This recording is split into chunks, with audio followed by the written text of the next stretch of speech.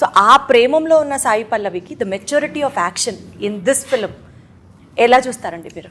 అంటే when it comes to maturity, ఈ అమ్మాయికి ఏంటంటే పుట్టినప్పుడే మెచ్యూరిటీ వచ్చినట్టుంది ఆమెకి.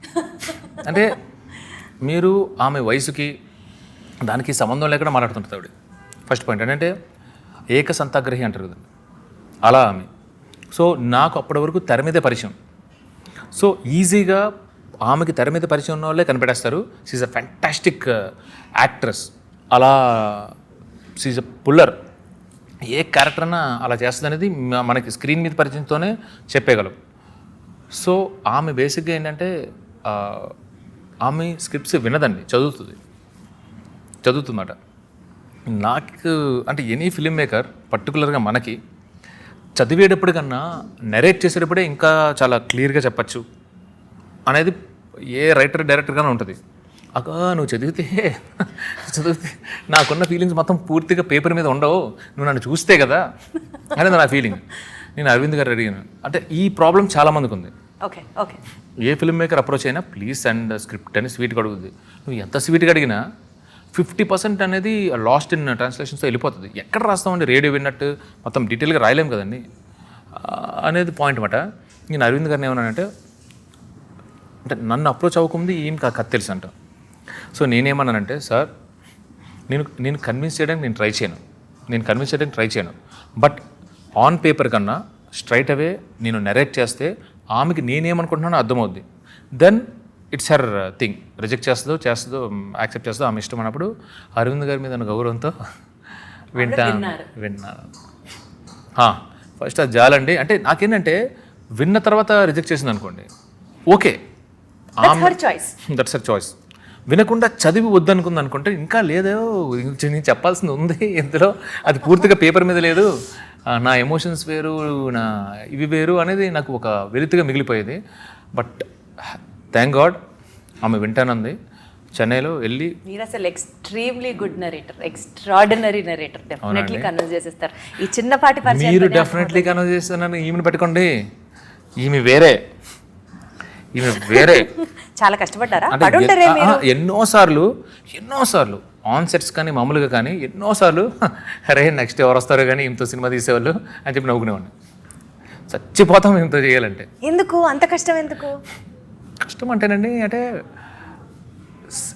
ఆమెలో నేను అదే చెప్తానండి, ఆమెలో అంటే మనము ఇప్పుడు సుకుమార్ గారు ఉన్నారనుకోండి, ఒక సీన్ని 10 రకాలుగా ఎలా ఆలోచిస్తారో ఈమె కూడా ఆమె సీన్ని అన్ని క్యారెక్టర్స్కి లింక్ చేసి, ఆమె ఒక డైలాగ్ అన్ని క్యారెక్టర్స్ ఇంటర్లింక్ చేసి ఆ సిచ్యువేషన్కి అది కరెక్టా రాంగా ఇన్ని రకాలుగా ఆలోచిస్తే అన్ని డౌట్లు మన మీద వేస్తారు.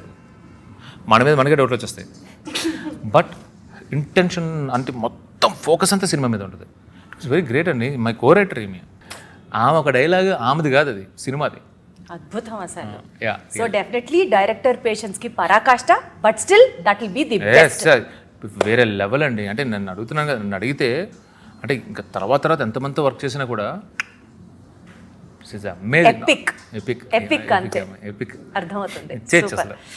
మీరు చెప్తుంటే చందు గారు, ఎవ్రీ డిపార్ట్మెంట్లో ఉన్న యాక్టర్ కానీ మ్యూజిక్ కానీ ఏది చూసుకున్నా సరే టాప్ నాచ్ గా అర్థమవుతుంది. మీరు ఇప్పుడు విజువల్స్ చూస్తుంటే చూడండి ఎంత బ్యూటిఫుల్గా ఉంటాయంటే. అందుకే మా శ్యామ్ దత్ కానీ మా నాగేంద్ర కానీ ఆ డిజైన్ ఇచ్చినప్పుడు వాళ్ళు తిరిగిన ప్రదేశాలు, ఈ కథ ఇక్కడ జరగాలి అని చెప్పి లొకేషన్స్ ఆర్ సో ఇంపార్టెంట్. అక్కడ తీసిన విధానం నేను ఇంత తీస్తా, నేను ఎగ్జైట్ అయిపోయి. బట్ ఆడియన్స్కి ఏం కావాలి అనేది కట్ చేయడంలో నవీన్ ఈజ్ అన్ ఎక్స్పర్ట్ అండి. Seriously I'm blessed. అసలు you have a beautiful team around you. Enjoy చేయొచ్చు మళ్ళీ. అంటే పర్సనల్ రిలేషన్స్ కూడా అందరితో బ్యూటిఫుల్ ఉంది కదా. Face is the index of your mind and the happiness you have in your heart has been reflected on your face. Such a super confident గా ఉన్నారు మీరు, అర్థమవుతుంది. Nice super. మాకు కూడా ఎక్సైట్మెంట్ వస్తుంది తెలుసా మీ ఎక్సైట్మెంట్ చూస్తుంటే.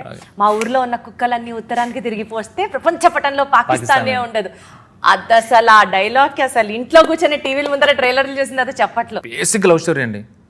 2 hours 25 minutes each and every minute love ఉంటుంది. అంటే ఓవరాల్గా Pakistan episode run time 20 minutes కూడా ఉండదండి. 20 minutes కూడా ఉండదు. ప్రాపర్ ఎమోషనల్ లవ్ స్టోరీ అండి. బేసిక్గా అంటే ఇందులో పేట్రియాటిజం అంటే ఇందులో ఏదో దేశభక్తి ఏమి ఉండదండి. మీకు ఆ కాంటెక్స్ట్ వచ్చినప్పుడు వాట్ ఈస్ దట్, ఆ మాటలు ఆ డైలాగ్స్ వస్తాయి. కానీ ట్రైలర్ చూసి మమ్మల్ని అందరూ లేదంటే ఇప్పుడు మనం ఇప్పుడు పాకిస్తాన్లో ఉన్నాం, ఎంత భరిస్తామండి when it comes to mother India అన్నప్పుడు ఆ కౌంటర్ ఇచ్చేస్తాం కదా, అలాంటి కౌంటరే తప్పితే వాళ్ళ టీంని అక్కడ ఉండి అక్కడ కట్ త్రోట్ క్రిమినల్స్ మధ్యలో వాళ్ళ టీం ఉన్నప్పుడు వాళ్ళని కాపాడుకోవడానికి వచ్చినప్పుడు సన్నివేశం వస్తుంది తప్పితే it's not patriotic film. Wonderful. ఆ ఇన్సిడెంట్ అప్పుడు హీరో రియాక్ట్స్. అది గుజరాత్లో ఉన్నప్పుడు అంతే, డీమచ్చలేసం వాళ్ళ ఊరిలో ఉన్నప్పుడు అంతే, పాకిస్తాన్లో అంతే. That's it. ఈ సినిమాని ఏం ఎక్స్పెక్ట్ చేసి వచ్చి కూర్చుంటారో ఈచ్ అండ్ ఎవ్రీ ఆడియన్స్ ఏం ఎక్స్పెక్ట్ చేసి వచ్చి కూర్చుంటారో అది వెనక్కి ఇచ్చేస్తామండి. We will give it. అందులో మాత్రం సో ఈ సాంగ్స్ విన్నా, ఈ ట్రైలర్ చూసినా ఏముంటుంది సినిమాలో, మేము ఏం ఎక్స్పెక్ట్ చేసి మేము ఏం ఎంటర్టైన్ అవుతాం ఈ సినిమా దగ్గర నుంచి ఉన్నది మాత్రం 100% ఉంటుంది. తండేల్ సినిమాకి సంబంధిస్తూ మీకు కొంచెం పర్సనల్గా వెళ్తే ఒక చిన్న ర్యాపిడ్ ఫైర్ అనుకుందాం. I want it in a very swift way. I ask the question. చెప్పండి. మీరు అసలు కుమ్మేస్తారు, నాకు ఫుల్ కాన్ఫిడెన్స్ ఉంది మీ మీద కూడా. డెఫినెట్లీ ఫుల్ ప్రిపేర్డ్ ఉన్నారు. ఫాస్ట్గా చేస్తేనే దీనికి కిక్, గంటలు అయితే కాదు. ప్లీజ్ కొన్ని ఎక్స్క్యూజ్ ఇవ్వండి, చెప్పండి. ఓకే, 1 minute దట్ ఇన్స్పైర్డ్ ఈ తండేల్ నేను చేస్తున్నాను అనుకోవడానికి ఏంటి? Love story. తండేల్లో లాంగెస్ట్ షూట్ చేసిన scene? Storm sequence. Storm sequence అంటే ఎక్స్ప్లెయిన్ దట్. అంటే ఇంటర్వెల్లో వచ్చే ఒక స్టార్మ్ సీక్వెన్స్ ఉంటుంది. కొన్ని ఇట్లా మాకు దొరుకుతున్నప్పుడు బ్రేక్ ఇవ్వచ్చు, పర్వాలేదు. సో సినిమాలో మీరు బాగా రిలేట్ అయిన మీ పర్సనల్ లైఫ్ ఇన్సిడెంట్ ఒకటి చెప్పాలి అంటే? దూరంగా ఉండి చాలా రోజుల తర్వాత కలుసుకునే ఇన్సిడెంట్ పాయింట్. మీరు అది బాగా కనెక్ట్ అవుతారు, బికాజ్ మీరు సర్ప్రైజ్లో ఇష్టం కాబట్టి మీకు. ఓకే, సో సినిమా షూటింగ్ జరిగేటప్పుడు అనుకోకుండా లేట్ అయినటువంటి ఒక సీన్ కానీ సంఘటన కానీ మీరు ఎక్స్పెక్ట్ చేయలేదు, but that has cost so much of delay? చాలా ఉన్నాయండి. ఒకటి చెప్పండి సార్, గొప్పది, మంచిది. అంటే ఏం లేదండి, ఇప్పుడు సముద్రంలో మేము అంటే రియల్ లొకేషన్లో చేసాం. ఈయన అడిగాం, ఎవడో బ్లూ మ్యాట్ గ్రీన్ మ్యాట్ చేద్దామని హీరోని. నాకు ఆ ఫీల్ రాదు, నీకు ఒరిజినల్ సముద్రంలోనేనని. ఆయన అసలు ఎండలో కూడా నిల్చొని పోయి ఫుల్ ట్యాన్ అయిపోయారంట కదా, ఆయన హార్డ్ వర్క్ అసలు. సో అంటే సముద్రంలో షూటింగ్ అనేది ఇంకా మన చేతిలో లేదండి, సముద్రం చేతిలో ఉన్నది. అది కామ్గా ఉంటే చేసుకుంటాం, లేదంటే మళ్ళీ వెనక్కి వచ్చేస్తాం. ఎవడు ఎప్పుడు ఎక్కడ పడిపోతారో కూడా తెలియదు. నడ్డి సముద్రంలో కొన్నిసార్లు విత్ హై టైడ్స్. సో అక్కడ టైం అనేది మన చేతిలో లేదు. బా. సో మెనీ టైమ్స్ డిలే అయింది బికాస్ ఒరిజినల్ సముద్రం దగ్గర చేసాం. సూపర్. అసలు ఏ సముద్రం అండి అది? ఒక్కటి కాదండి, అరేబియన్ సముద్రం దగ్గర నుంచి అన్ని కవర్ చేసి పడదు. మీ ఓపిక్కి నమస్కారం అండి. ఆయన ఓపిక్కి నమస్కారం. మాదేముందండి, నేను సీరియస్లీ సేయింగ్, ఏ మూవీ అయినా టెక్నీషియన్స్ ఎక్కువ కష్టపడతారు, యాక్టర్స్ కొంచెం రీజనబుల్లీ కొంచెం కష్టపడతారు, బట్ మన హార్డ్ వర్క్ ఉంటుంది. బట్ ఈ సినిమాకి సాయి పల్లవి అండ్ నాగ చైతన్య కష్టపడినంత నేనైతే కష్టపడదు. Such humble statement from your end. తండేల్ని జస్ట్ 3 words లో చెప్పాలి అంటే ఏం చెప్తారు? Only 3 words Thandel. Emotional love story. మీకు అసలు 30 seconds కూడా చాలా ఎక్కువ అండి. 2 seconds 3 seconds చాలు. సో తండేల్ అన్న వెంటనే 1 line, ఆ సినిమాలో ఒక లైన్ మీ మైండ్లో ఇంకా రివర్బ్ అవుతూ ఉంటుంది అంటే ఏం లైన్ అది? For his people. For his people. Thandel for his people. Nice. So పర్ఫార్మెన్స్తో మిమ్మల్ని సర్ప్రైజ్ చేసిన ఒక యాక్టర్ ఎవరు? ఒకే ఒక్క యాక్టర్ ఎవరు? సాయి పల్లవి. Okay, super. అంటే నాగ చైతన్య గారు సర్ప్రైజ్ చేయలేదా? ఇది నేను ఊరిని పుల్లబెట్టడానికి అడుగుతున్న పాయింట్. నాగ చైతన్య గారు ఈచ్ అండ్ ఎవ్రీథింగ్ నేను ఇలా చేస్తున్నాను చందు, ఈజ్ ఇట్ ఓకే అని చెప్పి చేసేవారు అనమాట. ఆడియన్స్లో అసలు ఎక్స్పెక్ట్ చేయకుండా హాల్లోకి వెళ్ళి సడన్గా వాళ్ళు సర్ప్రైజ్ అయ్యే ఎలిమెంట్ సినిమాలో ఏమన్నా ఉందా అంటే what would it? Last 30 minutes ఏముంటుంది సార్? 1 word 3 words చెప్పన్నారు చూడండి, ఎమోషనల్ లవ్ స్టోరీ. అదే సర్ప్రైజ్ ఉంటుంది. ఎంత ఎమోషన్ ఉందా అనే సర్ప్రైజ్. అసలు నాకు ఇప్పుడే కొంచెం సర్ప్రైజ్ దిగిపోయింది, ఎందుకంటే నేను పేట్రియాటిక్ సినిమా దాంట్లో కూడా లవ్ స్టోరీ ఉందనుకుంటున్నా, అది లేదని క్లారిటీ ఇచ్చారు మీరు. దాన్ని ఒక లొకేషన్లోనే చేయడానికి అవకాశం లేదండి. గివెన్ ద బడ్జెట్, అది చాలా పెద్ద బడ్జెట్ అది. అంటే it was like we have to crack the budget. అంటే ఆ ఒక్క స్టార్మ్ సీక్వెన్స్ షూట్ చేయడానికి ఎంత అయిందండి? అంటే మళ్ళీ అది 3 నిమిషాలే. సినిమాలో 3-4 minutes ప్రీ ఇంటర్వెల్లో ఎప్పుడో వస్తుందండి, 3 minutes. బట్ స్ట్రామ్ అంటే అదే లైవ్గా ఉండాలి, అన్నీ క్యారీ చేయాలి, అంటే ఆ ఎమోషన్ రావాలి, the thrill should be there, emotion should be there. Core పాయింట్లో ఆ సీక్వెన్స్ వస్తుంది. 3 నిమిషాలే. మేము కష్టపడ్డంత ఎఫర్ట్ అందులో మళ్ళీ కనపడదు ఆబ్వియస్లీ. సో అది ఒరిజినల్ సముద్రంలో, బ్లూ మ్యాట్లో, చిన్న లేక్ దగ్గర, మినియేచర్లోనో, ఫైట్ మాస్టర్స్, అలా మొత్తం 5-6 storm sequence is the life of the cinema. Life of the cinema కాదు, thread of the cinema, heart beat of the cinema, heart of the cinema. అంటే మీరు ఏ సీక్వెన్స్ కి ఫిజికల్ గా కొంచెం ఎక్కువ స్ట్రైన్ అయ్యారు అనే దాన్ని చెప్పాను కదండి.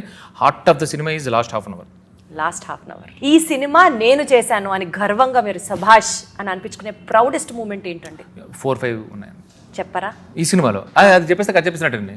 నేను నిజంగా అంటే నేను మళ్ళీ అంటే అదే చెప్తున్నాను చిన్నప్పుడు అంటే నీ కంపారిజన్ కనుక అంటే మమ్మల్ని ఊరించడానికి ఇప్పుడు కాదండి. ఇప్పుడు మీరు సఖీ మూవీ ఉంది, ఒకనాడు సఖీ మూవీలో ఏంటి స్టోరీ అని చెప్తారు, మూమెంట్స్ అర్థమైందండి. అలా గీతాంజలి ఉంది. సో మీకు ఆ కంటెంట్మెంట్ ఆ సూపర్ అసలు నేను తోపు అని మీరు ఫీల్ అవుతారు కదా? నేను తోపని ఫీల్ అవ్వలేదండి, బికాజ్ ఆఫ్ యువర్ వర్క్ మన కాన్ఫిడెన్స్ కాదు కదా. నేను తోపని ఫీల్ అవ్వదు, నేను చూసేటప్పుడు I was so emotional. First బంగారం లాంటి హీరోయిన్లు దొరికేశారు. అంటే ఈ చైతన్య ఇందులో బ్రూటల్లీ హానెస్ట్ అండి.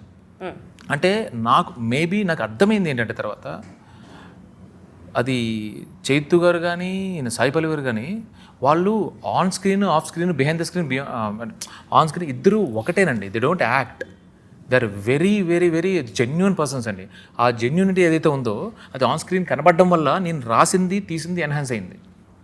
మీకు అర్థమవుతుందండి. అంటే ఎంత ముద్దు చేశారో నాకు సీరియస్లీ. సో వాళ్ళిద్దరిని పేరుగా పెట్టి సినిమా తీయడం was your super duper selection and you are very much. ఎన్నిసార్లు అనుకున్నానంటే అన్నిసార్లు అనుకున్నాను. అది అర్థమైంది. ఇది మీకు ప్రౌడెస్ట్ మూమెంట్. నేను ఆ ఎడిట్ రూమ్లో నేను చాలాసార్లు అనుకున్నాను. అంటే వేరే వాళ్ళందరూ టెక్నికల్గా మాట్లాడుతున్నారు, కట్ చేసి ఇచ్చేసి బట్ నేను వెనకాల ఉన్నప్పుడు మిగతా టీమ్ డిపార్ట్మెంట్ ఎడిటర్ అందరూ ముందున్నప్పుడు నేను ఎమోషన్ మాత్రమే చూస్తున్నాను. అంటే అందరూ టెక్నికల్గా ఈ సీన్ ఎంతవరకు ఉండాలి అంటున్నారు, కానీ నేనైతే కోర్ బ్యూటిఫుల్లీ అంటే ఒక పెయిన్. అద్భుతం చందు అసలు. ఇదేగా మీ ఎక్స్ప్రెషన్ అర్థమైపోయింది నాకు. నేను మురిసిపోయేవాడిని సోఫాలో పైకి. నాకు కావాలి ఆన్సరే, నాకు కావాలి. ఎంత ఆనెస్ట్గా ఆడియన్స్ థియేటర్కి వచ్చినప్పుడు ఈ సినిమా బాగుంటుంది అని ఎలా అయితే వస్తారో ఎక్స్పెక్టేషన్స్తో, వాళ్ళు చాలా ప్యూర్ అండి. ఆడియన్స్ ఎంత ప్యూర్గా వస్తారో నేను కూడా ఈ సినిమా ఆడాలి, నాట్ ఓన్లీ ఫర్ మీ, నా కోసం ఇంత చక్కగా క్రాఫ్ట్ చేసిన ఇంత మంచి టెక్నీషియన్స్, ఇంత మంచి హ్యూమన్ బీయింగ్స్ కోసమే ఈ సినిమా ఆడాలని ఐఎమ్ ప్రేయింగ్. తదాస్తు. సో సూపర్ సక్సెస్ తో మళ్ళీ కలుద్దాం. Thank you so much Chandu garu. Good luck to you. ఇంకా మంచి చెప్తా.